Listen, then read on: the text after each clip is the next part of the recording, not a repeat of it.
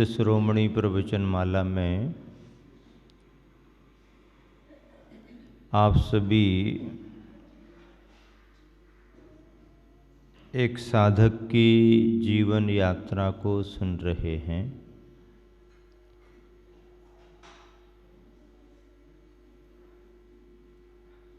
दिनचर्या प्रतिदिन की तरह ही होती है।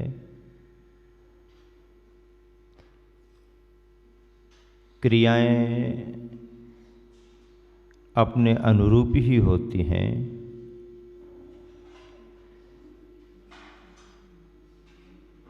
लेकिन उन क्रियाओं में,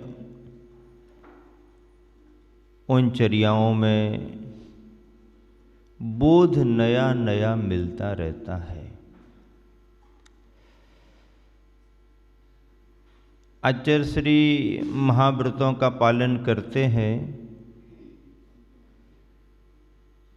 पर उसकी चर्या करते करते समय समय पर नए नए बोध भी देते हैं।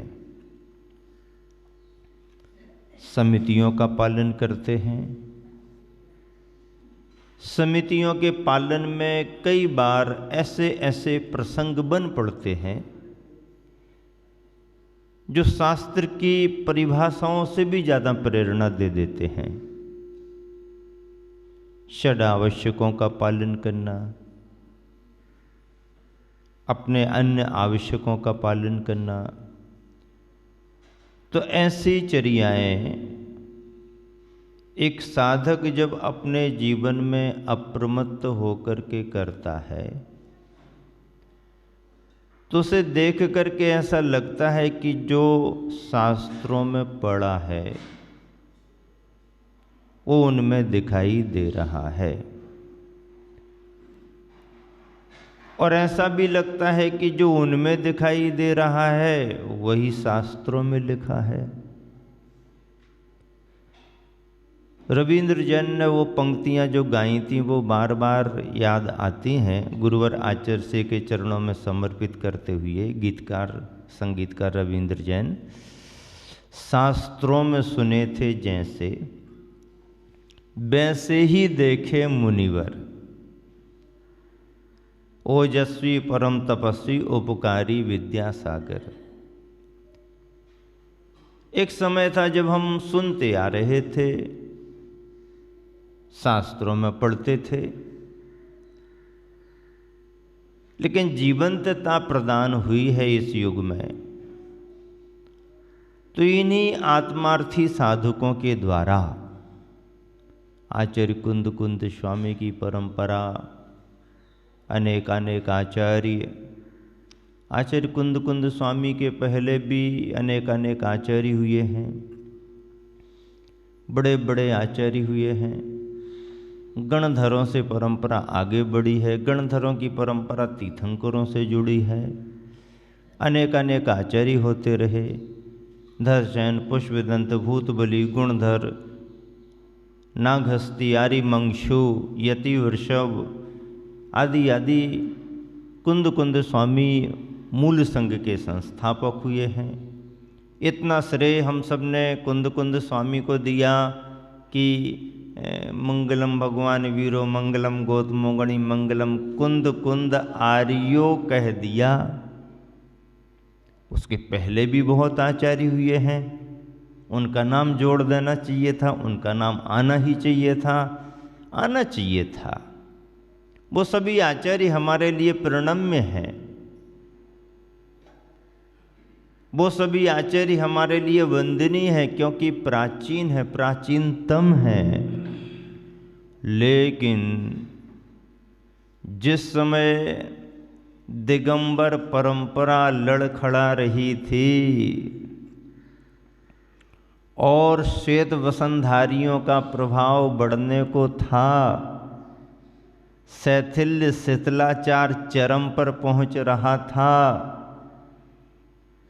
असली दिगंबरचर्या क्या है विलुप्त होने के कगार पर थी। ऐसे संकट के समय में आचार्य प्रवर कुंद कुंद स्वामी ने जो मूल संघ के रूप में दिगंबर परंपरा को संभाला, बस आज हम सभी उनके प्रति नतमस्तक हैं। और महावीर भगवान के शासन की, आदिनाथ भगवान के शासन की, दिगंबर परंपरा की पहचान वर्तमान काल में तो इतनी बन गई कि यदि कहीं कोई प्रतिमा खोदाई में मिल जाए और कुंद कुंद आमनाय लिखा हो तो फिर सिद्ध यही होता है कि ये प्रतिमा दिगंबर परंपरा की है। कुंद कुंद आमनाय। आज भी जितने भी मुनि आचार्य दीक्षा लेते हैं, देते हैं, कुंद कुंद का स्मरण करते हैं। पट्टावली का उल्लेख करते हुए कुंद कुंद की परंपरा में, कुंद कुंद की आमनाय में ऐसा बोला जाता है। ये श्री कुंद कुंद स्वामी का है।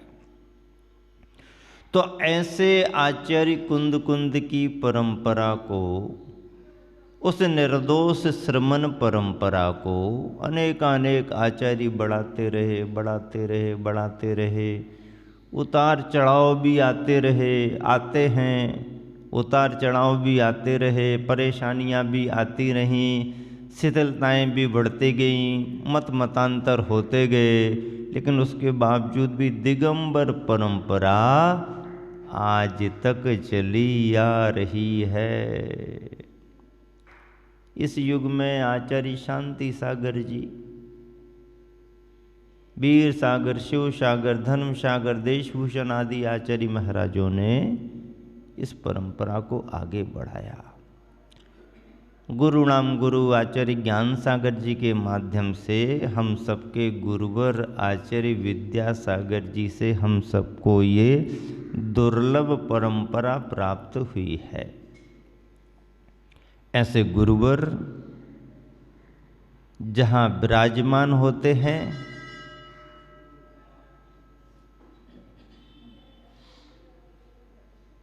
अपने आप सब तरफ से सब तरह की प्रभावनाएं शुरू हो जाती हैं। साम्य और समता का भाव स्थापित होता है।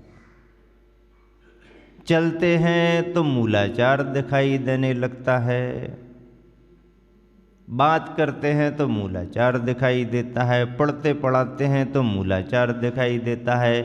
आहार विहार की चर्या, जंगल की चर्या, आहार की चर्या करते हैं तो मूलाचार दिखाई देता है। और सामयिक करने को बैठ जाते हैं, योग धारण करते हैं तो समय सार दिखाई देने लगता है, दिखाई देने लगता है अपने आप। ऐसे गुरुवर आचार्य श्री के जीवन पर आधारित, उनके व्यक्तित्व और कृतित्व को समर्पित ये संत शिरोमणि प्रवचन माला आपके बीच चल रही है। मध्य प्रदेश की राजधानी भोपाल महानगर से विहार हो चुका। भोपाल के ही निकट, भोपाल का ही एक छोटा सा अंग भानपुर करके छोटी सी कॉलोनी है, बसाहट है। जैन समाज के बंधु भी वहाँ रहने लगे। आसपास के ग्रामीण भाग से आकर के महानगर के किनारे बस गए। अब बस गए तो भगवान जी भी तो होना चाहिए, धंधे पानी के लिए तो आ गए, लेकिन अब भगवान जी सिटी के अंदर दर्शन करने जाओ तो बहुत दूरी है, समय लगता है। तब जहाँ पर समाज आके रहने लगी है तो भगवान जी भी आना चाहिए। तो पहले उन्होंने सभी ने छोटी सी जगह लेकर के एक छोटा सा मंदिर, चैत्यालय जैसा बना लिया था। हम लोग जिस समय भोपाल गए थे उस समय हम लोगों ने उस मंदिर की वंदना की थी। बाद में समाज साधन संपन्न हुई, भावनाएं भी बढ़ी, संख्या भी बढ़ गई समाज की, तो उन्होंने एक बड़ा मंदिर भी तैयार कर लिया। बड़ा मंदिर तैयार हो गया, बड़ी प्रतिमा भी आ गई, भावनाएं भी बढ़ गई, भोपाल शहरवासियों का योगदान भी मिल गया। आचार्य श्री का विहार होना है, पंच कल्याणक हो जाए तो बहुत अच्छा है। ऐसे तो आचार्य श्री बार बार आते नहीं हैं, ये मन में समाज के आने लगा। लोगों ने भी कह दिया कि देखो ये मौका है, मत चूको चौहान। एक बार निकल गए आचार्य श्री तो लौट करके जल्दी नहीं आते हैं, आप तो बिल्कुल पीछे पड़ जाओ गुरु जी के। आचार्य श्री ने पूछताछ की, काम कितना हो गया है, क्या हो गया है? अभी तो मंदिर का काम चल रहा है आचार्य श्री। अच्छा, जल्दी कंप्लीट हो जाए तो ठीक है, कर तो रहे हैं। प्रतिमा वगैरह का क्या है? प्रतिमा आ चुकी है, वेदी वगैरह बन चुकी है। अच्छा बाकी काम, बाकी अब मंदिर का तो बड़ा काम है, चल रहा है। चलो ठीक है, देखेंगे देखेंगे। विहार हुआ, भानपुर पहुंच गए, निरीक्षण कर लिया, देखा तो मंदिर में काम तो काफ़ी बकाया था। आचार्य श्री ने सोचा कि अब देखो इनकी तैयारी क्या है। तो भैया आपने निवेदन तो किया है, आपकी क्या तैयारी है? अच्छा सी तैयारी तो सब हो जाएगी, लेकिन अभी काम तो बहुत शेष रह गया है, क्या करें? तो आचार्य श्री ने कहा कि आप देख लो क्या करना है, भगवान जी आगे हैं, वेदी तैयार है, यदि चाहो तो करा लो, शेष काम बाद में करते रहना, मूल महत्वपूर्ण काम ये है। और यदि पूरी तैयारी करके करना है तो फिर देख लो बाद में अपने, ऐसी कोई बात नहीं है। समझदार लोगों ने तय कर लिया कि गुरुवर मिलना मुश्किल है, बाकी तो सब होता रहेगा, इसलिए बाकी काम बाद में होगा, वेदी कंप्लीट करो। और श्री जी आ चुके हैं, भगवान जी हैं, समाज में भावनाएं हैं, बस पंच कल्याणक संपन्न करा लो। अच्छे से पंच कल्याणक संपन्न हुआ। आचार्य श्री ने कार्यक्रम संपन्न करा के वहाँ से विहार किया। थोड़ा समय विदिशा को पुनः शीतल धाम को दिया। शीतल धाम से विदिशा से पुनः विहार हुआ और विहार करते करते भोपाल के ही निकट बेगमगंज, रायसेन जिले में बेगमगंज के पास में एक सिलवानी करके एक ग्राम है। लगभग 100 घर के आसपास की समाज है, ज़्यादा समाज नहीं है, 100 घर के आसपास की है। लेकिन 100 घर की वो जैन समाज 1000 घरों पर भी भारी पड़ने वाली समाज है। इतनी उनकी संयोजना ज़बरदस्त रहा करती है। हम लोगों ने स्वयं बिहारों के समय में वहाँ देखा है, और अब तो बड़े रूप में सब नगरों में होने लगा है। लेकिन सिलवानी में जब पहली बार आचार्य श्री का आगमन हुआ था तो उन्होंने जो अपनी भावनाओं की भव्य अगवानी जैनेतर बंधुओं के साथ में की थी, वो बाकी में उस इलाके में काफ़ी चर्चा का विषय रही थी। घर भले ही वहाँ पर सीमित हैं, लेकिन भाव उनके असीमित गुरुवर के प्रति हमेशा से रहे हैं। काफ़ी वर्षों के बाद उन्हें गुरुवर का योग बना था, और तब से लेकर के इस समय तक, जबकि आचार्य श्री का पुनः प्रवेश हो रहा है, आचार्य श्री का 2-4 बार लाभ उनको मिला है। ग्रीष्मकालीन वाचना का भी एक बार उन्हें समय मिला था, श्रुत पंचमी जैसा पर्व उन्हें मिला था, और विद्वानों की एक बहुत अच्छी संगोष्ठी भी ग्रीष्म काल में जो होती है उसका भी लाभ उस समाज को मिला था। समाज ने आचार्य श्री के संघ की काफ़ी अच्छी सेवा भावना से प्रभावना बढ़ाई। संघ का प्रवास भी हुआ, वो बीच बीच में हुआ और समाज लाभ लेती रही। उसी समय ये सभी भूमिकाएं बनी, शिलान्यास वगैरह गुरुवर के सानिध्य में हुए, और फिर धीरे धीरे क्रम आगे बढ़ता गया। पंच कल्याणक की तैयारियां भी सिलवानी में जोर पकड़ गईं। सिलवानी में एक मूल मंदिर है, पुराना मंदिर है, एक और नया मंदिर थोड़ा सा कॉलोनी के हिसाब से बनाया है, और उस मंदिर का पंच कल्याणक संपन्न होना था। 16-16 फीट की बड़ी बड़ी खड़गासन प्रतिमाएं उस मंदिर में स्थापित की जा रही थीं।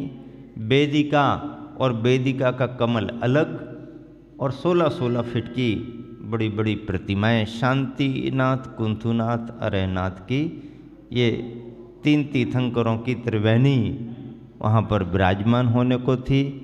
आचार्य श्री का ये प्रवास भव्यतम मंगल अगवानी के साथ हुआ।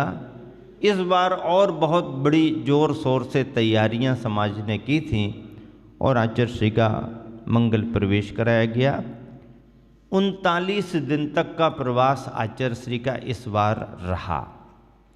39 दिन का प्रवास रहा और इस प्रवास में समाज ने धर्म लाभ तो लिया ही लिया। 18 जनवरी लास्ट तारीख थी। 13 जनवरी से पंचकल्याणक प्रारंभ हुआ। 13 जनवरी से 18 जनवरी 2017 का समय शुरू हो गया था। ये पंचकल्याणक की वहाँ की तारीख रही और ऐसे इस पंचकल्याणक के पावन अवसर पर समाज सब तरह का लाभ लेती है। चौका लगा करके आहार दान का लाभ लेने वाले लोग अलग रहते हैं। पंचकल्याणक जैसे महापूजा विधान में महापात्र बन करके पूजा का लाभ लेने वाले लोग अलग होते हैं। प्रवचन सभा में उपस्थित होकर के प्रवचन सुनने का लाभ लेने वाले लोग अलग होते हैं। उस समय होने वाले सांस्कृतिक कार्यक्रमों का लाभ लेने वाले लोग अलग होते हैं। सब तरह के लोग होते हैं। समूह शरण में जैसे सभी तरह की व्यवस्थाएं होती हैं, ऐसे ही पंचकल्याणक आदि के अवसरों पर मुनि संघ के प्रवास में सब तरह से धार्मिक लाभ लोग लिया करते हैं। आसपास की समाज में भी रिश्तेदारों के माध्यम से और वैसे भी जगह ले करके अपने अपने इंतजाम से रुक जाते हैं, चौका लगाते रहते हैं, लाभ लेते रहते हैं। बहुत अच्छे तरीके से वहाँ कार्य हुआ।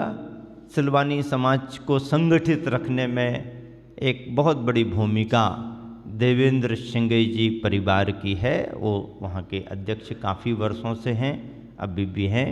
उनका बहुत बड़ा समर्पण समाज के प्रति रहा है। सक्षम परिवार भी है और स्नेही परिवार भी है। सारी समाज के बारे में छोटे बड़ों को लेकर वो चलने वाले हैं। और ऐसा करके जब ये सभी तैयारियां हो रही थीं तो उन्होंने अपने अध्यक्षीय जवाबदारी में सारी संयोजनाएं, सारी कमेटियां बनाई। प्रशासन का काफ़ी सहयोग उनको मिलता रहता है। और एक जहाँ पर मंदिर था वहाँ का एक बहुत बड़ा परिसर, कैंपस, जो पहले से ही अब खेती किसानी वाले लोग अपने तरीके से तो कर ही देते हैं। जनवरी का महीना कुछ ना कुछ तो रहेगा ही रहेगा, लेकिन आचार्य श्री का आना निश्चित नहीं था। आ ही गए हैं तब पंचकल्याणक कराना ही है, गजरत कराना ही है। तो फिर स्थान विस्थान देखने एक परिवार ने तो कहा जो भी हमारा खेत में लगा हुआ है अलग कर देंगे हम तो, और पूरा कार्यक्रम यहीं पर कराएंगे। भावनाओं का देखो कितना प्रभाव होता है। लक्ष्मीचंद जी जैन जो कि शिक्षक रहे, श्रीमती चमेली देवी बाई जो स्वयं शिक्षिका रहीं, उनके बेटे संजय कुमार आदि आदि, सन्नू भुइया वगैरह, तो ये सभी पूरे परिवार ने आचार्य श्री के समक्ष कह दिया आचार्य श्री पंचकल्याणक होता है तो समाज को जो जगह चाहिए, जैसी व्यवस्था चाहिए, हमारे सारे खेत पड़े हाँ दे दी। इससे बड़ा सौभाग्य और क्या मिलेगा। पंचकल्याणक हो उनकी जमीन पर, श्री जी की प्रतिष्ठा हो उनकी जमीन पर, बड़ा सौभाग्य है। लोग तो चाहते हैं कि हमारे यहाँ पर हो, लेकिन योग कहाँ बनते हैं। उन्होंने कोई फिक्र नहीं की, समाज को जो करना है सो करो। उनके परिवार से एक कुंथुनाथ भगवान की बड़ी प्रतिमा भी मंदिर जी के लिए सौजन्य दी गई थी। उनकी अपनी स्वयं की प्रतिमा की प्रतिष्ठा भी होनी थी। पानी भी उनके बोर से ही पूरे पंचकल्याणक परिसर में जितने लोगों को भी जो भी चाहिए, उन्होंने भी सोचा गुरुदेव जिनवा नहीं बांटते हैं, हम पानी भी नहीं बांट सकते क्या? है, क्यों नहीं होना चाहिए, जो अपना लगे लगना चाहिए। समाज बंधुओं में सभी परिवारों का योगदान रहता है। वृत्ति परिवार हैं, संयमी परिवार हैं। सिलवानी एक ऐसा स्थान है जहाँ पर एक मुनि महाराज जी भी दीक्षित हुए हैं। वो उनका नाम भी समय सागर जी था, पुराने समय में दीक्षित हुए हैं। और भी वर्तमान में त्यागी वृत्ति वहाँ पर आचर्षी के संग में भी हैं। ऐसा करते हुए पंचकल्याणक का समय प्रारंभ हो गया। माता पिता कौन बनेगा इसकी चर्चाएं शुरू हुई। माता पिता बनने में भी नाम तो बहुत आए, सिलवानी के बाहर गांव के भी नाम आए, लेकिन आचर्षी प्राय करके स्थानीय लोगों को थोड़ा सा महत्व दे करके और अध्यक्ष साहब ने ही कहा कि अब आचर्षी हमारी उम्र के हिसाब से अब हम माता ही पिता ठीक रहेंगे, अब स्वधर्मिंदर तो हमें जमेगा नहीं क्योंकि उम्र हमारी ज़्यादा है। हम तो माता पिता बनना चाहते हैं। माता पिता के इतने इतने नियम होते हैं, बोलियाँ नहीं लगती। नहीं तो संगई जी आप बोली में आगे बढ़ जाओ, बोली वोली का काम नहीं है, माता पिता में संयम का काम है और चर्या बदलना पड़ती है, सब होता है। आचर्षी आप जो नियम देंगे हम पालन करेंगे, पालन कर भी रहे हैं और माता पिता बनेंगे। देवेंद्र सिंगई और कांता सिंगई को ये माता पिता बनने का सौभाग्य वहाँ पर प्राप्त हुआ था और जिसकी कोई बोली नहीं लगती है। आचर्षी हमेशा कहते हैं कि बाकी पात्रों की बात अलग है, सौधर्म ईशान सानत कुमार आदि आदि ये सभी महायज्ञ नायक कुबेर, ये अलग बात है, लेकिन भगवान के माता पिता केवल संयम की प्रधानता से ही चयन किए जाते हैं और वो व्यवस्था कमेटी के हाथ में नहीं रहती है। पंचकल्याणक के समय में उपस्थित जो भी संघ होता है, आचार्य या मुनिजन होते हैं, वही उस व्यवस्था को नाम को तय करते हैं।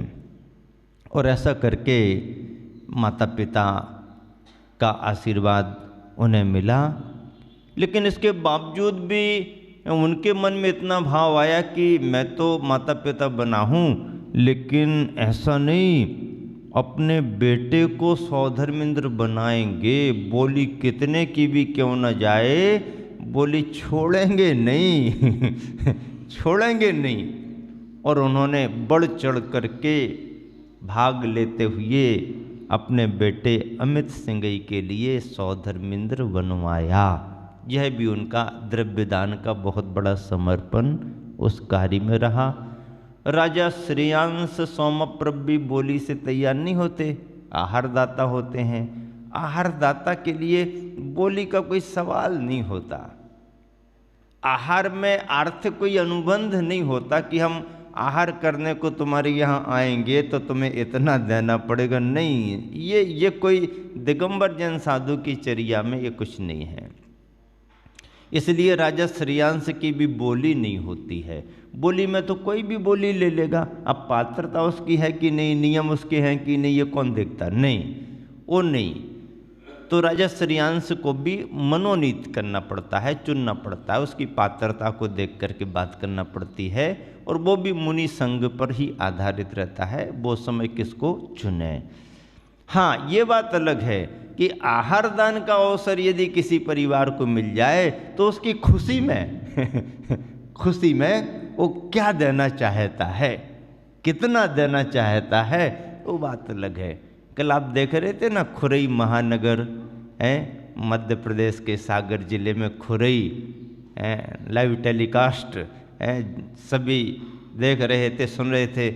मैं भी दोपहर को, हाँ भाई जरा हमको भी तो दिखाओ, तो छोटे छोटे साधन लेकर के बच्चे आ जाते हैं, दिखाया, देखा, मैंने सुना। आचार्य ने कितना मार्मिक संबोधन दिया। हरिका ज्ञानमती माता जी ने तो अपना भाव रखा ही रखा, लेकिन आचार्य ने कितना आध्यात्मिक और कितना मार्मिक, कितना वात्सल्यमयी स्नेह युक्त संबोधन दिया। समझने वाले समझते हैं, सुनने वाले दंग रह गए।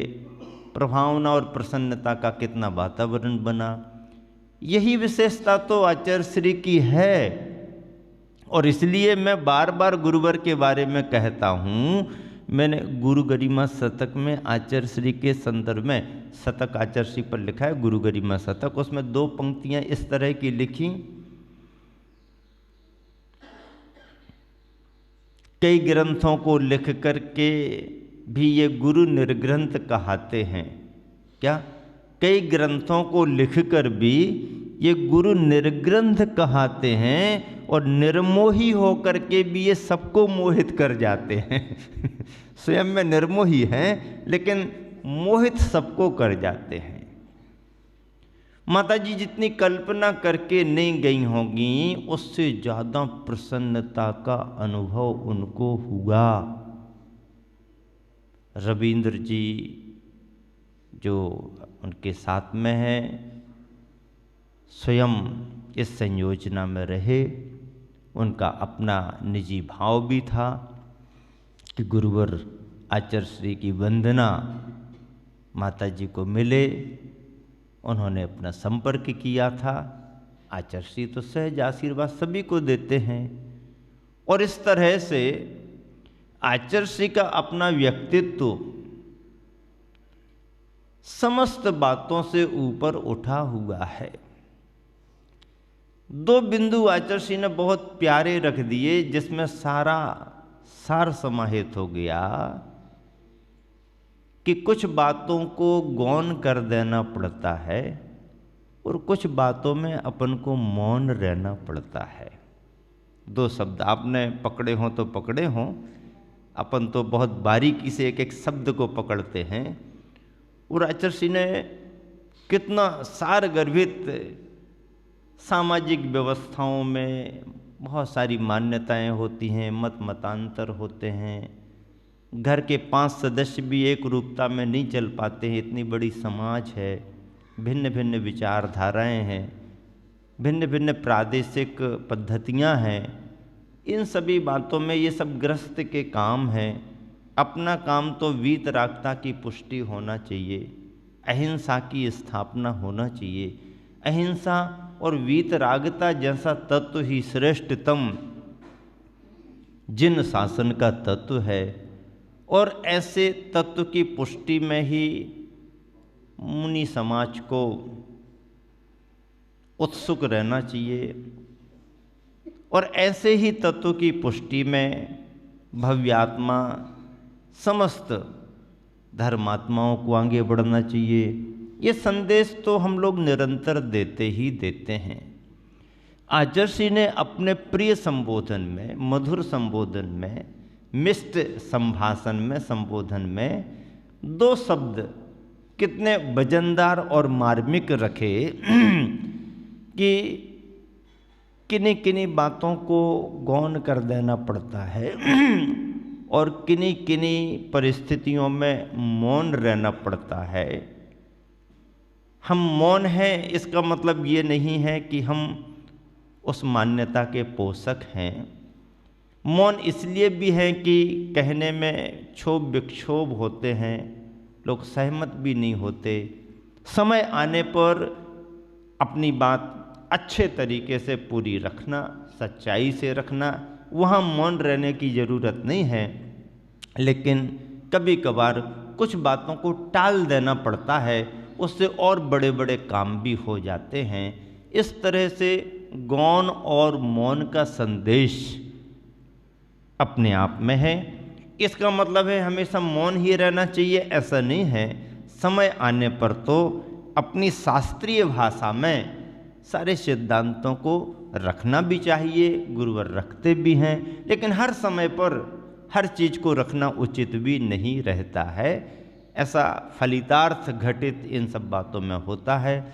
और फिर आचार्य श्री ने तो एक गाथा इस तरह की रखी जो सारे शास्त्र का निचोड़ है, नाना जीवा नाना कम्मा नाना होंति ओ लद्दी तम्मा वयन विवादो सग पर समयेसु माँ कुज्जा। जो आत्मा को हितकर लगे वो काम अपन करते जाएं, व्यर्थ के विवादों में ना पड़े।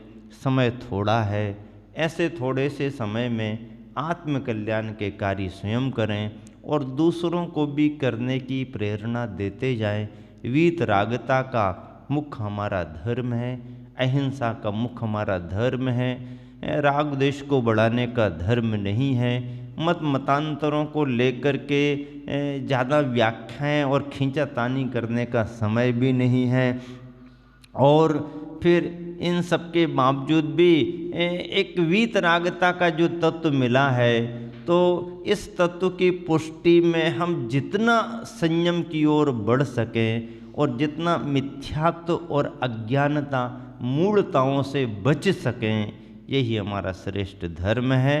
ऐसा संदेशा हमेशा हमेशा निकलता है।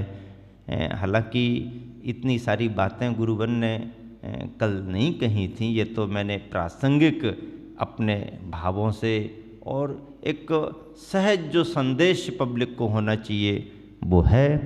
ऐसा हमेशा आचार्य श्री प्रवचनों में कक्षाओं में संदेश देते रहते हैं। तो राजा श्रेयांश जैसा पद कोई बोली आदि से नहीं,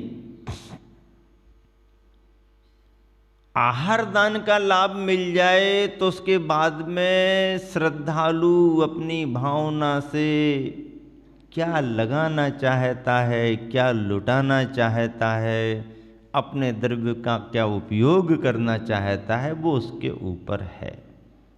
और ऐसा होता है। आचार्य श्री की आहारचर्या संपन्न होती है तो क्या क्या देने को तैयार होते हैं लोग, लोटपोट होते हैं। आचार्य श्री कहते हैं क्या लोटपोट हो जाओ हैं? आचार्य श्री तो डांटता है, कैसा करता है, थोड़ा दूर हो, पीछे से करो, हैं? ऐसा करना पड़ता है क्या?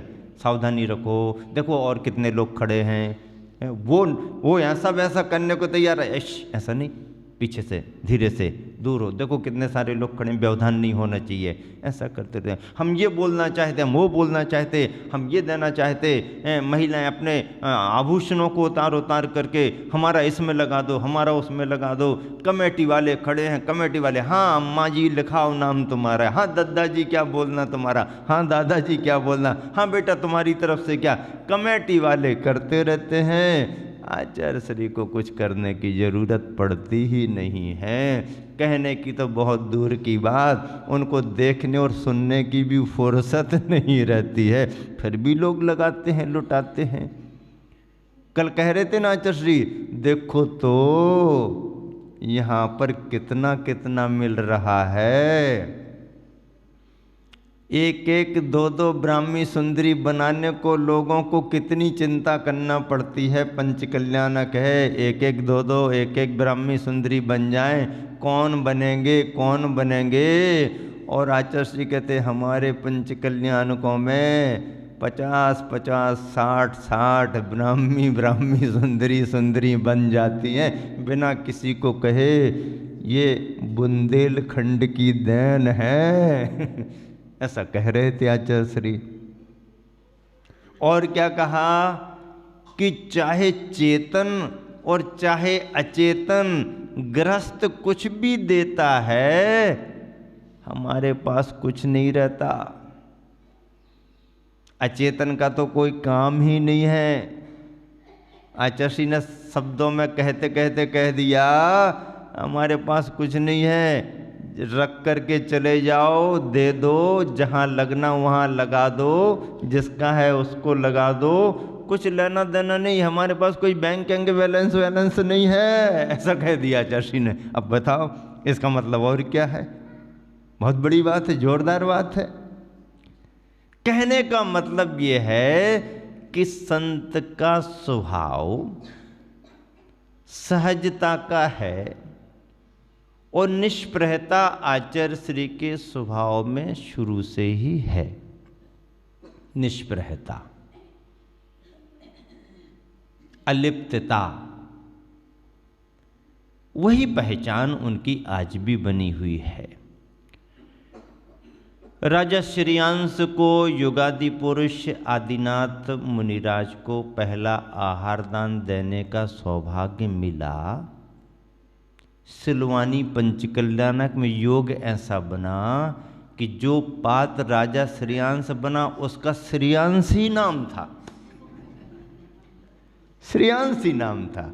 अब बताओ, अभी भी एक योग है, श्रेयांशी नाम था। ऐसा करके पंचकल्याणक बड़ी प्रभावना के साथ संपन्न हो रहा था। गुरुवर आचार्य श्री आहारचर्या को निकलते थे। सभी परिवारों के भाव रहते हैं, परिवारजन लाभ भी लेना चाहते हैं, लेकिन जिस तरफ पंचकल्याणक हो रहा था वो स्थान थोड़ा मूल मंदिर से, गांव से दूर था।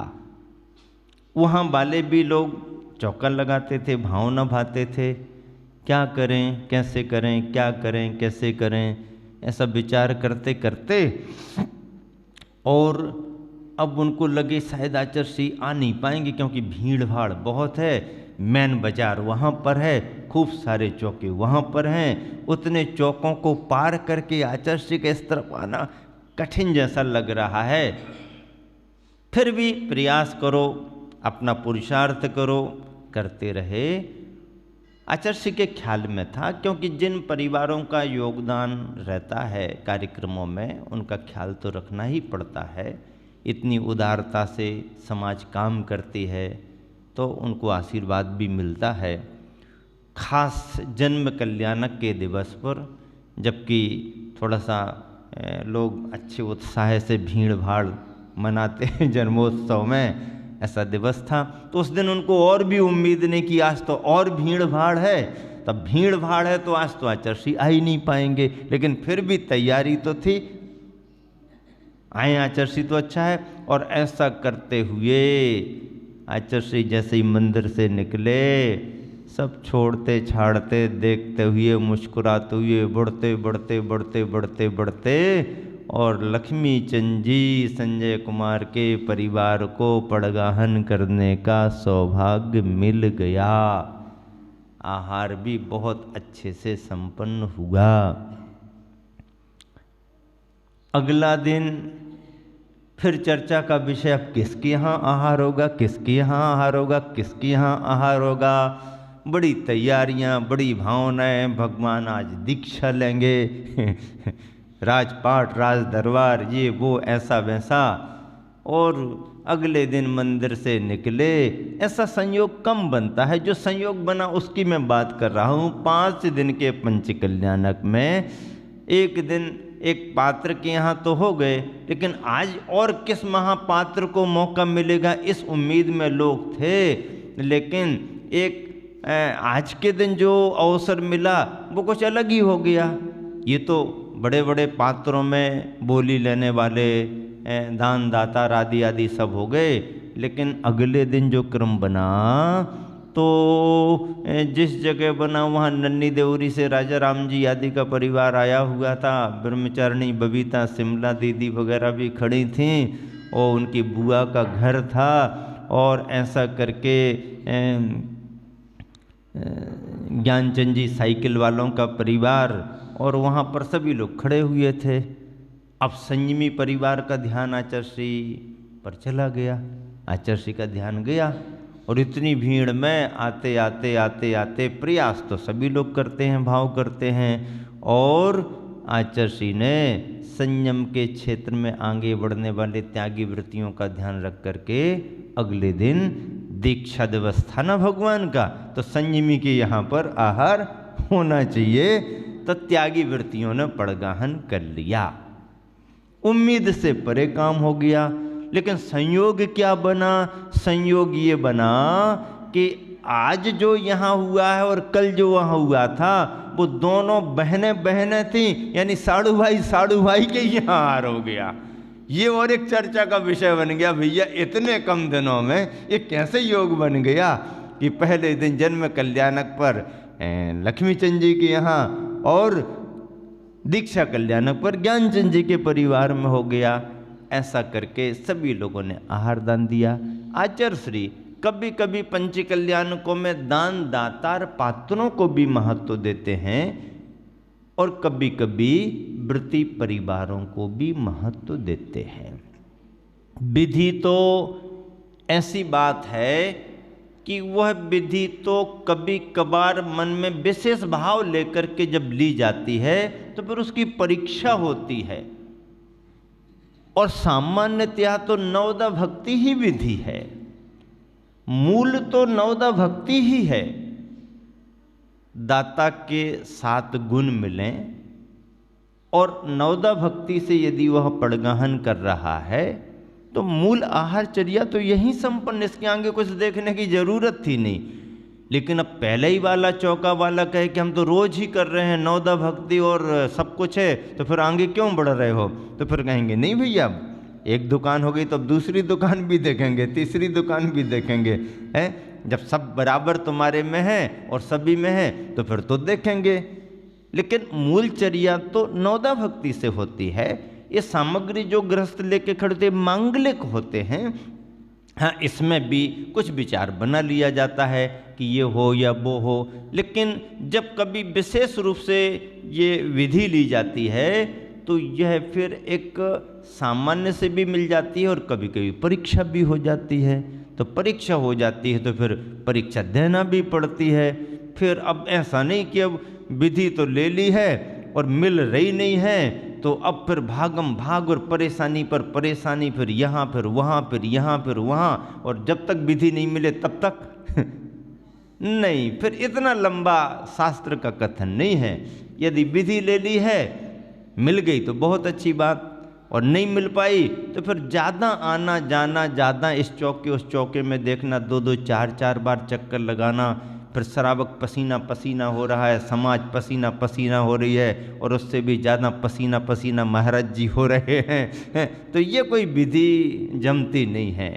हाँ आपने ले ली कोई बात नहीं, ले सकते हैं, कठिन भी ले सकते, सरल भी ले सकते, ले ली। अब मिल गई सहज तो बहुत अच्छी बात, और नहीं मिली और भाग्य की परीक्षा हो ही रही है तो फिर ज़्यादा परीक्षा देने की ज़रूरत नहीं है। 1-2 बार अपने गांव मोहल्ले में घूम लो और मिल गई तो ठीक है, नहीं तो अपनी बसतिका में वापस आ जाओ।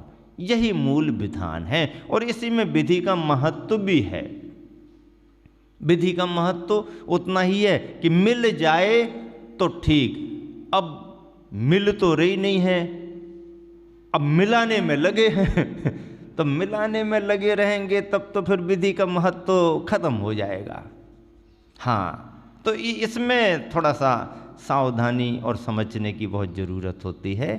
तो इस तरह से आहारचर्याएँ संपन्न होती हैं, और यदि नहीं मिली और वापस आ गए तो फिर दोबारा उसी दिन निकलने का कोई कथन नहीं है। नहीं महाराज जी चलो अब सामायिक कर लो, अब हम और अच्छे से मिलाएंगे करेंगे, अब दोपहर को उठ जाओ। नहीं दोपहर को भी तो महाराज जी उठते हैं। हाँ दोपहर को भी महाराज जी उठ जाते हैं, लेकिन तब जब सुबह ना निकले हों।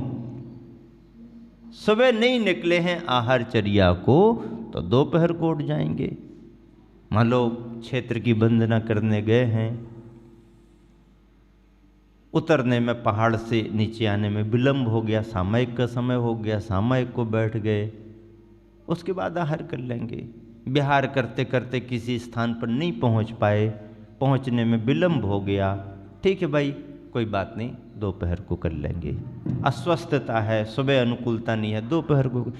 इन ऐसे अवसरों को तो दोपहर में कर सकते हैं, लेकिन सुबह निकल गए और अनुकूलता नहीं बनी, विधि नहीं बनी, लौट के आ गए, अब चलो अब की बार हम अच्छी बनाएंगे, अब समझ में आ गया कैसी बनाना है नहीं अब मौका नहीं, आज का पेपर गया खत्म, अब कुछ गुंजाइश नहीं। ये मूल चर्या वृत्ति परिसंख्यान है। ये वृत्ति परिसंख्यान में कहा गया कि साधु अपनी विधि को लेकर के देखते हुए निकल जाता है, कब अपनी विधि को देख लेता है समझ में नहीं आता है, और योग बनता है तो रुक जाता है, अन्यथा देख करके विद्युतवत शब्द का है, विद्युत जैसे बिजली चमकती है, बस उतने में अपना देख के निकल जाता है। तो इस तरह से पंचकल्याणक महोत्सव में, जबकि पंचकल्याणकों में एक एक कल्याणक का महत्व है,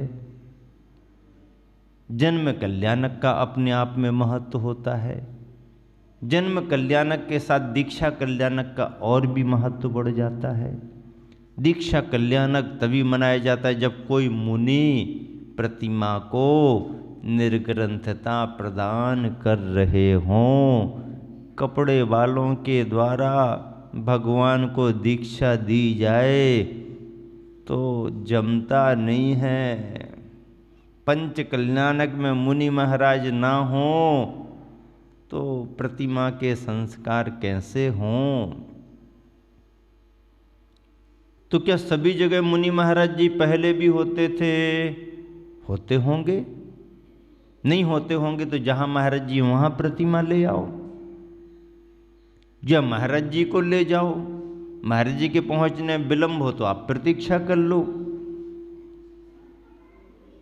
तो फिर मान लो विदेशों में होता है तो वहाँ महाराज जी कहाँ जाएंगे? यहाँ से प्रतिमा प्रतिष्ठित करके ले जाओ। मान लो बड़ी प्रतिमा रखना है, वहीं पर करना है, तो भैया वहाँ की प्रतिमा वहाँ के हिसाब से रहेंगी। यहाँ पर भी मान लो महाराज जी नहीं मिले तो कोई रास्ता नहीं है क्या? रास्ता तो है। जिस गांव में पंच कल्याणक कराने उस गांव में से पहले एक आध महाराज जी को तैयार करा लो, किसी एक आध को दीक्षा दिला दो। रास्ता है कि नहीं है ना? रास्ता है कि नहीं है? 24 बनाओ, एक प्रतिमा हमारी तरफ से, एक प्रतिमा हमारी तरफ से, एक प्रतिमा हमारी तरफ से, फटाफट 24 ही प्रतिमा हो गई। लोग कह रहे और नहीं बची क्या? अब प्रतिमाएं तो जल्दी जल्दी दे देते हैं, अब प्रतिमा को सूर्य मंत्र देने वालों को मुनि महाराज कौन देगा? प्रतिमाएं तो जल्दी जल्दी दे देते हैं, लेकिन जो प्रतिमाएं दी जा रही हैं उन प्रतिमाओं को सूर्य मंत्र देने वाला कौन? मुनि महाराज। कहाँ से आएंगे? जब आप अपने अपने बच्चों को दोगे तभी तो आचार्य ने कल क्या कहा था? यहाँ पर हमको चेतन धन बहुत मिला है। पढ़े लिखे सभी शिक्षित एजुकेटेड सब, अब जो कम उम्र में निकल गए उनकी शिक्षा उतनी हो पाई, कम उम्र में ही निकल गए तो उनको शिक्षा का और अवसर मिला नहीं। फिर वो अपने स्कूल समय से आचार्य के कॉलेज में आ गए, लेकिन जो आचार्य के कॉलेज में आने के पहले ही कॉलेजों में चले गए तो वो अपना कॉलेज करने के बाद और नॉलेज बढ़ाने के लिए गुरुवर के कॉलेज में आए, लेकिन कुछ प्राथमिक और कुछ माध्यमिक अपना करके और अपने आचार्य के कॉलेज में आ गए। तो इस तरह से कम उम्र वालों की बात तो अलग है, लेकिन बाकी जिन्हें समय मिला और आचार्य ने जिनको की योग्यता को बढ़ाने के लिए निर्देश दिए वो बड़ी बड़ी डिग्रियां लेकर के आचार्य के संग में आ गए। कितना कहा आचार्य ने? चेतन धन। कैसे संग तैयार हुआ? पैसा देना सरल है। बच्चा कहने लगे कि हम जा रहे हैं, जाने को तैयार हैं, तो परिवार छोड़ता है क्या? भले झगड़ता हो घर में बेटा पापा की नहीं सुनता, पापा बेटा की नहीं सुनता, तुम अपना देखो हम अपना देखें, हमने भी पढ़ाई कर ली, हम अपनी सर्विस कर लेंगे। वो कहता है कि तुम्हारी ज़रूरत नहीं, हमारे पास भी इतना रखा हुआ है, भले ये सुबह शाम कर लें। लेकिन बेटा कहने लगे कि हम अब जा रहे हैं तो दादाजी कहते हैं नहीं नहीं तुम जैसा कहोगे हम कर लेंगे, घर में ही रहो। कोई छोड़ने को तैयार नहीं होता, कोई तैयार नहीं होता। लेकिन कैसे कैसे आचार्य श्री को मिलते गए, और जो भी आचार्य श्री को मिले उनके परिवारों में कहीं क्लेश और कलह नहीं है। किसी भी परिवार में क्लेश और कलह नहीं है, चाहे बालक आया हो चाहे बालिका आई हो। किसी परिवार में क्लेश और कलह नहीं, बल्कि उसके आने के साथ साथ वो अकेले नहीं आए, अपने पूरे परिवार को भी साथ साथ लेकर के आए और पूरा का पूरा परिवार जुड़ा आचार्य श्री से। सभी मोक्ष मार्ग पर धीरे धीरे आगे बढ़ने लगे और परिवार ही नहीं, कुटुंब और कुटुंब के साथ तमाम रिश्तेदार भी आचार्य श्री से जुड़ते गए। यही फर्क है, बहुत बड़ा फर्क है। आचार्य श्री की संयोजना में यही फर्क है। और आचार्य श्री आज भी कहते हैं कि मैंने कभी किसी को ये नहीं कहा कि तुम हमारे संग में आओ और मुझसे दीक्षा लो। कोई हो तो बताए कोई हो तो बताए। कलिंजरा के तो कोई महाराज जी नहीं है, हैं? नहीं है? एक आध हैं क्या? माता जी किसी भी संघ में, किसी भी संघ में नहीं है। कलिंजरा के महाराज माता जी किसी भी संघ में नहीं है, है ही नहीं। अरे भैया पानी बहुत भारी है, पानी बहुत भारी है। और जब पानी भारी है तो प्राणी हल्का कैसे होगा प्राणी तो और ज्यादा भारी है। कोई भी नहीं, एक भी महाराज माता जी नहीं। अरे भाई ये तो बहुत बड़ी गलती हो गई। एक भी महाराज माता जी नहीं, कम उम्र के नहीं, बड़ी उम्र के भी नहीं। अच्छा क्या बात है भाई, बड़ी उम्र के भी नहीं निकले। कोई निकालना भी चाहे तो भी नहीं निकल पाएंगे, ऐसी जड़ें मजबूत हैं इतनी जड़ें मजबूत हैं कि कोई निकालना भी चाहे। अभी कैसे करते हो तुम? क्या समझ रखा तुमने? क्या सोचते हो? हैं भैया आदिनाथ भगवान को तो वो इंद्र नीलांजना ले आया था कि बाबा जी कर क्या रहे हो 84 लाख पूर्व की उम्र है, 83 लाख तो घर में बिता दी, अब मोक्ष मार्ग कब चलाओगे? जरा सोचो तो जल्दी। ऐसा तो बोल नहीं सकता था, सामने सामने तो कह नहीं सकता था। अब राज दरबार में ऐसी नीलांजना खड़ी कर दी जिसको जल्दी जाना है। अब ऐसा करके आदिनाथ तो जाग गए। अब यहाँ के आदिनाथों को जगाने के लिए कहाँ से कौन सी नीलांजना, कौन सा इंद्र लेकर के आएगा भगवान, ये तो मुझे पता ही नहीं था। एक भी नहीं बने। अच्छा बच्चे भी नहीं बने, बालक बालिका भी किसी संग में नहीं गए। और रे चतुर्मास कराना है, चतुर्मास कराना है। सीता अवकाश करो महाराज क्या करो? सीता अवकाश करो, ग्रीष्मा अवकाश करो, सीता अवकाश करो। अरे करो तो सब करो, तुम्हें क्या करना है? महाराज हम तो भगवान का अभिषेक कर लेते हैं, पूजा भी कर लेते हैं, और एक बार जो जाकर के दुकान में बैठे, अब आप दोपहर में कितनी बार बुलाओ, आने ही वाले नहीं हम महिलाओं को भेज देंगे, जाओ जाओ जाओ जाओ जाओ सुन करके आना महाराज जी क्या पढ़ाते हैं, महाराज जी ने क्या सुनाया, जाओ जाओ जाओ सुन करके आ जाओ जाओ। हम लोग नहीं आते, दुकान चलती है, दुकान चलाते हैं हम लोग तो। अच्छा भैया अब 31 दिसंबर आ रहा है, 1 जनवरी आ रही है, लोग कार्यक्रम बनाने की तैयारी कर रहे हैं। अब हमें तो भरोसा ही नहीं है, किसके भरोसे कार्यक्रम कराएंगे? मूल नायक आदिनाथ भगवान हैं। पंडित जी कह रहे थे महाराज जी भक्तांबर विधान करा दो, कार्यकर्ता कह रहे थे महाराज जी एकाध विधान तो करा दो, अपन ने संगीतकार बुला लिया है। तो हमने कहा ठीक है भैया आदिनाथ विधान करा लो, मूल नायक आदिनाथ भगवान हैं। तो हमने कहा कि 48 काव्य होते हैं, श्लोक होते हैं, 48 जोड़े बुला लो। समाज तो बड़ी है, उसमें से 48 लोगों को ले लो और एक एक परिवार के द्वारा एक एक गोला चढ़ा दो, अच्छा रहेगा, 1-1.5 घंटे में विधान हो जाएगा। तो महिलाएं कहने लगी महाराज जी पुरुषों का कोई भरोसा नहीं है क्यों? क्योंकि वो तो जल्दी अभिषेक करके प्रवचन सुन के जल्दी चले जाते हैं, वो कहाँ बैठेंगे। हम लोग दोपहर में थोड़ी कर रहे, विधान तो सुबह ही कर लेना आप, सुबह सुबह तो टाइम दे ही सकते हैं। जैसे ही अभिषेक शांति धारा हुई, जैसे ही महाराज जी का प्रवचन हुआ, तैयारी पहले से कर लो और प्रवचन के तुरंत बाद में 1 घंटे में विधान कर लो।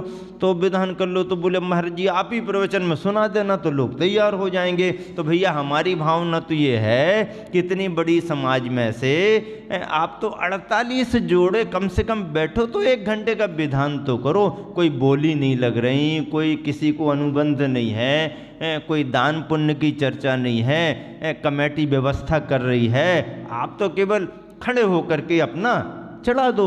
आप चाहो तो अपने घर से द्रव्य सामग्री ले आओ, अपने घर की ड्रेस, अपना घर का मुकुट, अपने घर का हार, अपने घर के सब परिधान पहन करके आ जाओ और जो सामग्री रखी है तैयार की उसको चढ़ा दो। यदि आपका मन लगे आप अपनी सामग्री ले आओ। और करना क्या है महाराज जी, फिर उसमें कोई नहीं बनेगा तो एकाध तो बनाना पड़ेगा प्रमुख। अरे एकाध बाद में देखेंगे, जब एकाध को प्रमुख पात्र बना दो तो बना दो, पहले कम से कम सब इकट्ठे तो खड़े हो जाओ।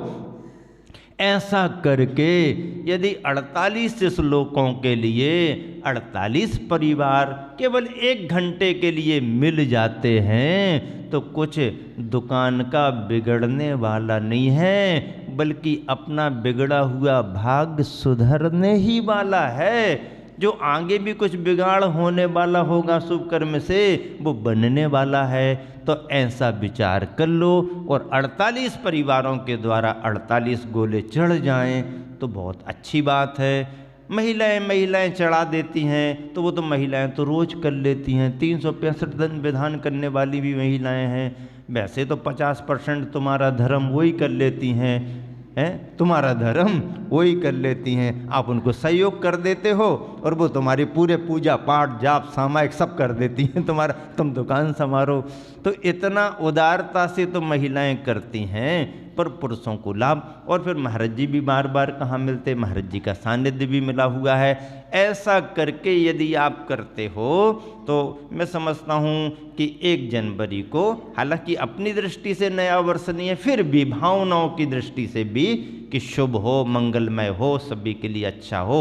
युग के आदि पुरुष आदिनाथ भगवान मूल नायक हैं। इतना भव्यतम सब आपने कार्य किया है, बढ़ चढ़ के कार्य किया है, तो उनके भक्ति भावों में जिन शासन के प्रति समर्पित होकर के काम करना चाहिए। शाम तक रात तक हमारे पास में 48 परिवारों के नाम आ जाते हैं तो बहुत अच्छा रहेगा। कोई अपन को ऐसा वो अपेक्षा नहीं है कि ये बोली करो, वो बोली करो, ऐसा करो वैसा, ये कुछ नहीं, लेकिन पूजा पाठ तो करो। और यदि इस तरीके से कुछ करते हो तो बड़ी प्रभावना का एक सस्ता सुंदर और टिकाऊ कार्यक्रम जैसा माना जाएगा। अच्छा है। और ये तो इतना समय दे ही सकते हैं। समझ लीजिए कि थोड़ा सा 9 बजे हमने फ्री कर दिया, 10 साढ़े 10 तक आप फ्री हो जाओगे। 1 दिन की बात है, कोई बड़ी बात नहीं। इसी विधान को हम दोपहर में रखें तो अच्छे से टाइम भी मिल सकता है, संगीतकार को भी कुछ गाने बजाने का समय मिलेगा। लेकिन मुझे मालूम है कि हम कितनी बार भी कहें आप दोपहर में आने वाले नहीं हो। यदि दोपहर में आने की इच्छा आपकी हो और नाम दो कि हम लोग आएंगे, तो फिर हम दोपहर को भी रखवा सकते हैं और हम भी बैठेंगे फ्री होकर के। लेकिन आप यदि दोपहर में बैठने को तैयार हो तो हम अपना समय दोपहर को दे सकते हैं। पर आपके स्वभाव को आपके बिना कहे ही हम जानते हैं कि आप क्या पसंद कर सकते हो, इसलिए हमने आपका रास्ता आपके लिए बता दिया है। इसी शुभ भावना से 31 दिसंबर को भी जो भी आपको करना हो तो थोड़ा सा भक्ति भाव में पंडित जी वगैरह आपसे चर्चा करेंगे। समाज की संयोजना है, मेरा तो मार्गदर्शन है। इतना कहा कर लो तो भी ठीक और ये भी ना करो तो भी मुझे तो कोई फर्क पड़ता नहीं। अपन तो 365 दिन भगवान की भक्ति करने वाले हैं। समाज की प्रभावना के लिए मार्गदर्शन है। अनुकूलता हो तो करें और अनुकूलता नहीं हो तो भी कोई ऐसी बात नहीं कि हमने अपनी तरफ से डिक्लेयर कर दिया तो आप करो ही। ये भावनात्मक संदेश है, उपयोग करना चाहो तो करो और नहीं भी करना चाहो तो कोई ऐसी अनिवार्यता नहीं है। ये तो समाज की अपनी अपनी व्यवस्थाएं होती हैं। जो भी है सब आपके सामने रख दिया। शिलवानी का वातावरण बहुत ही प्रेरक रहा, पंच कल्याणक बहुत संपन्न हुआ। आचार्य श्री के द्वारा प्रतिमाओं को दीक्षा के संस्कार दिए गए। केवल ज्ञान अगले दिन भगवान को होता है। आहारचर्या भी संपन्न होती है। राजा श्रेयांश, राजा सोमप्रभ आदि आदि की संयोजना होती है। केवल ज्ञान का समोसरण लगता है, दिव्य ध्वनि कीर्ति है, निर्वाण होता है, निर्वाण कल्याणक होता है। और ऐसे तमाम कार्यक्रमों को बड़ी धर्म प्रभावना के साथ संपन्न करते हुए गुरुवर का ये प्रवास 39 दिन का हो गया। 1 महीने से भी ज़्यादा का समय समाज को मिला। और ठीक 20 जनवरी को आचार्य श्री ने सिलवानी से, कौन से नगर से, कौन से गांव से, सिलवानी से, जब सिलवानी वाले आचार्य श्री को, आचार्य श्री ऐसा, आचार्य श्री वैसा, आचार्य श्री वैसा ये वो करते, तो आचार्य श्री कहते भैया मेरे को कुछ नहीं, जो कुछ भी है तुम ही लोगों, तुम लोग कपड़े वाले हो तो तुम्हें सब जरूरत पड़ती हैं, हम तो बिना कपड़े वाले हैं, हमें कुछ सिलवानी नहीं। क्या कहते हैं आचार्य श्री, मुझे कुछ सिलवानी नहीं, तुम्हें सिलवानी हो तो तुम देख लो, तुम सिलवानी वाले हो, हम बिना सिलवानी वाले हैं, मुझे कुछ सिलवानी नहीं। ऐसा करके समाज को प्रेरित करते हैं। आचार्य श्री के स्वभाव में शब्दों की संयोजना, उनके विभिन्न अर्थों को निकाल करके लोगों को नए नए संदेश देना एक काव्यात्मक कवि हृदय की परिणति होती है, जो आचार्य श्री की दिनचर्या में सम्मिलित है। इस तरह बहुत बड़ी प्रभावना और बहुत बड़ी प्रसन्नता के वातावरण में गुरुवर आचार्य श्री ने सलवानी का पंच कल्याणक संपन्न करा के सारी समाज को, जैन जैनेतर बंधुओं को लाभ दे करके वहाँ से विहार किया। विहार किस तरफ होता है इसकी चर्चा आगे आपसे करेंगे, समय हो गया है। महावीर भगवान।